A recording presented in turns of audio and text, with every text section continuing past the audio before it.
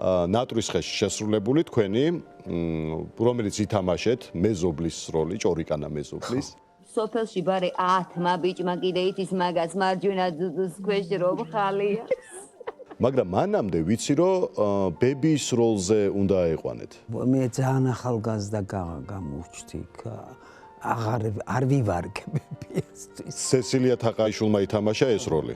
გენიალურად, ჩემი აზრით. როდესაც უყურებდით ამ ფილმს, ფიქრობდით რომ კარგი იქნებოდა რომ ეს როლი არა, იმიტომ რომ არ შეიძლებოდა მე რომ მეთამაშა ის. და ის როგორი მომენტი იყო, როდესაც პირველად კამერის წინ აღმოჩნდით და უნდა გეთამაშათ ესეთი ჭორიკანა მეზობელი. რაც მითხრეს ვაკეთებდი და даже მახსოვს რომ პირველი კომპლიმენტი რაც მივიღე მისგან აბულაძისგან настоящая киноактриса. ანუ პირველივე როლიდან კარგი შეფასება. ну რაც მითხრა რაღაცები გავაკეთე და ეს პირველი კომპლიმენტი იყო რაც თანაც როგორი ადამიანის გამხელა გენიალური ადამიანისგან. ჯანა სოფელი ბრმა.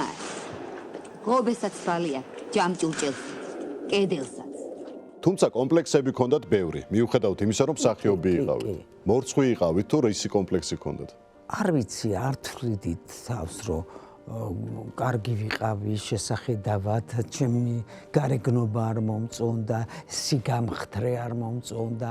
რაღაცები კომპლექსი მქონდა ამისი. ძალიან გამხდარი ვიყავი, ძალიან მაღალი რაღაცა. არ სიამოვნებდა რა. და მე დაძლიეთ, მივხვდით რომ ესეთი ხართ კარგი, როგორიც ხართ. არ ყოფილვარ გლახა თუ. ნამდვილად.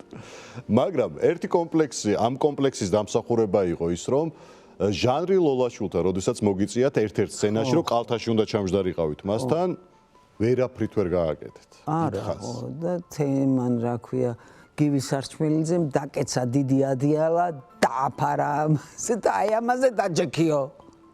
მაშინ თავისუფლად გავჯექი. ანუ კალთაში ჩაჯდომა იყო დიდი ამბავი. დივანი ვიყავი და ეს დივანთან უნდა რაღაცა ყოფილიყო. რომანი ქონოდათ. ხო.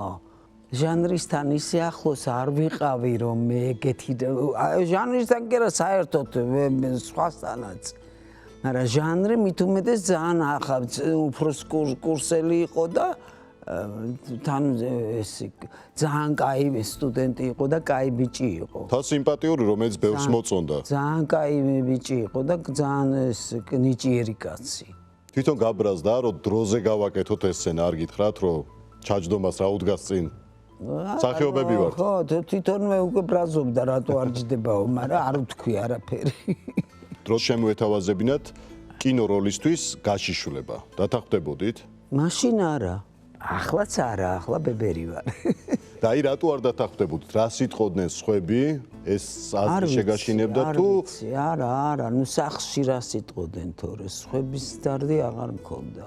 სახლში იტყოდნენ რომ ეს არ არის შესაფერისი ხალისთვის. ჩემი განსაკუთრებით